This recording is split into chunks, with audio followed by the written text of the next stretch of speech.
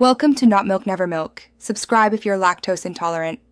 You begin with essentials: a clean, flat surface and all garments in one place. Lay a shirt face down, smooth wrinkles with your hands, and fasten top buttons so fabric aligns. Once done, fold the sides inward so you create a long rectangle. Make sure sleeves lie flat. For pants, align seams and fold in half lengthwise. These first folds set the compact shape you need. Follow them precisely to reduce bulk and keep items uniform for stacking. Now you execute the central folding pattern that saves space. Take the long rectangle and fold 1/3 up, then fold the remaining third over so you have a tight, small packet. This reduces air and creates consistent thickness.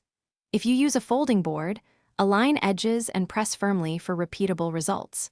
Make sure heavier items go on the bottom of a stack to compress lighter garments. This controlled folding prevents bulking and lets you stack vertically in drawers or cubes.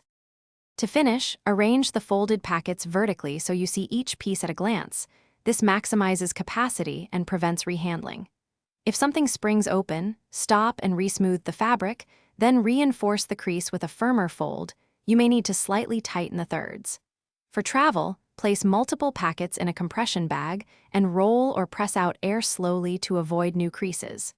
Finally, check drawer depth and adjust fold size to keep stacks. Thanks for watching. If this was helpful, leave a like and consider subscribing. See you next time.